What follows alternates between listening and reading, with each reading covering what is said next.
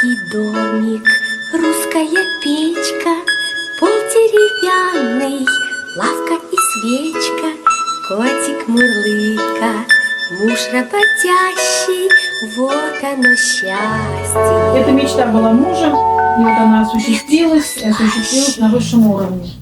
Конечно, до него, даже когда не горит там огонь, на него просто смотреть приятно. Ощущение какой-то вот теплоты, старины, какого-то домашнего уюта. А если там горит огонь, там такая вытяжка, что... Есть несколько хитростей. Да. Мы условились, что здесь зона барбекю, зона отдыха, а внутри, возможно, будет печка.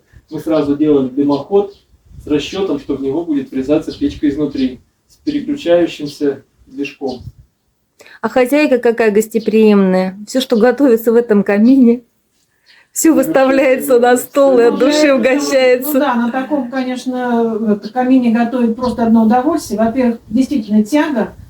Так красиво горит пламя, очень быстро все сгорает, шашлыки жарятся прям буквально минуту. Да. Ну, это тоже, конечно, большая такая часть приготовления, что когда хорошо, но просто внешний вид. Придумали вот на этих белых подставочках, вот, которые... Подсветка. Да, и будут стоять украшения, вот на этом вверху тоже таком этом пьедестальчике тоже будут какие-то стоять Полочки фигурки. оговаривались Да, отдельно, да. что полочки быть должны.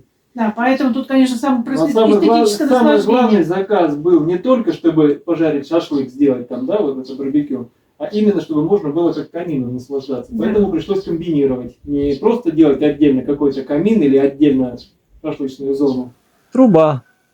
Одна из главных частей камина. Да, скажем так, это одна из рабочих частей, самая основная, то, что, чтобы обеспечивать тягу. Здесь же не просто колодец прямой и все.